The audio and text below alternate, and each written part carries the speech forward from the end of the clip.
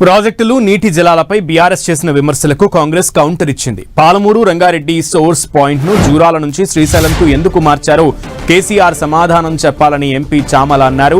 10 ఏళ్లు చేసిన తప్పులను అసెంబ్లీ వేదికగా బయటపెట్టడంతో కేటీఆర్, హరీష్ తల్లడిల్లిపోతున్నారని ఆది శ్రీనివాస్ అన్నారు. మరోసారి ఆంధ్ర నీటి దోపిడీ పేరుతో బీఆర్ఎస్ రెచ్చగొట్టే ప్రయత్నం చేస్తోందని జగ్గారెడ్డి ఆరోపించారు. ఎందుకంటే కేసీఆర్ ఉంటేనే ఈ రోజు మనం తెచ్చుకున్న తెలంగాణ 10 సంవత్సరాలు ఏమైందో చెప్పగలుగుతారు. ఆయన రావాలి అసెంబ్లీకి, వాస్తవాలు చెప్పాలని కోరుకుంటారు.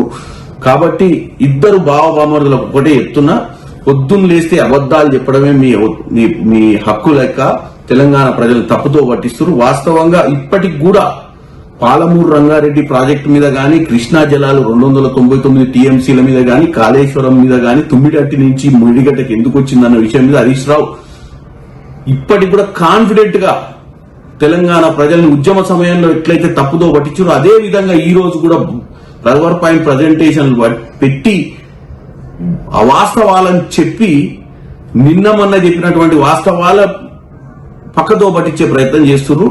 కాబట్టి తెలంగాణ ప్రజలు ఇది గమనించాలి.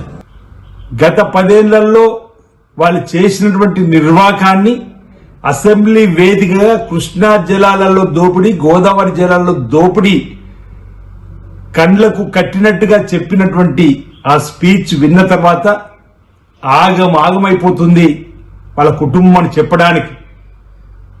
ఈరోజు కేటీఆర్ గారి మాటలు పీక్ స్టేజ్కి వెళ్ళిపోయినాయి. ఏం మాట్లాడుతుండో ఈరోజు తెలంగాణ సమానం గమనిస్తున్న వేళ కాంగ్రెస్ పార్టీ పాలన సర్వభ్రష్ట పాలన అంటున్నాడు. మీ పాలన 10 ఏళ్లలో మీ పరిపాలన సర్వస్వాహ పరిపాలనగా జరిగింది కాబట్టి ప్రజలు మేము పక్కన పెట్టారు. ఇప్పటికైనా మాటలు కోటలు దాటుతునే జాగ్రత్త అని చెప్తున్నాం. ముందు మీ ఇంటి నుండి కల్వకుంట్ల కవిత గారు వేస్తున్న ప్రశ్న సమాధానం చెప్పండి. రండి అసెంబ్లీకని కేసీఆర్ గారు కోరుతుంది మీ మీ కుటుంబం నుంచి వచ్చినటువంటి కవితని కదా అంటున్నాం. అవును, అవినీతి అక్రమ జరిగిన మాట వాస్తవం చెప్పండి. కవిత గారు కూడా ఆరోపణ చేస్తున్న మాట వాస్తవం కాదా అంటున్నా. ముఖ్యమంత్రి కేసీఆర్ కాకముందేమో ఆంధ్రలో నీళ్ళు ఎత్తుకపోయినన్నావు, అదొక అట్లా అని మళ్ళీ నువ్వు ముఖ్యమంత్రి అయినావు. ముఖ్యమంత్రి అయిన 10 సంవత్సరాలు ఆంధ్రలో నీళ్ళు ఎత్తుకపోయినని ఒక్కరోజన్నా నువ్వు అన్నావా?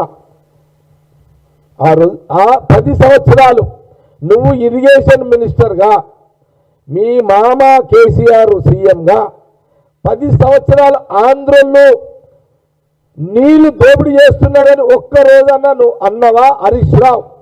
ఇది నీకు సూటి ప్రశ్న. మీరు అనలేదు. అప్పుడు ఆంధ్రలో దొంగతనం చేసిరు నీళ్లు. నువ్వు మీ మామ ముఖ్యమంత్రి అయిన తర్వాత ఆంధ్రలోకి కాలుకు ముళ్ళిగితే నోటి పన్నుతో తీస్తున్నది మీరే. మళ్ళీ ఈ రోజు నేను టీవీలలో చూసినా మళ్ళీ ఆంధ్రలో మళ్ళీ నీళ్లు దొంగతనం చేస్తున్నారని మళ్ళీ స్టార్ట్ చేసిరాయా డ్రామా వీళ్ళు. మళ్ళీ ఇక పెట్టిరిగా కుంపటి పెట్టిరిగా ఆంధ్రలకు తెలంగాణకు మళ్ళీ కుంపటి.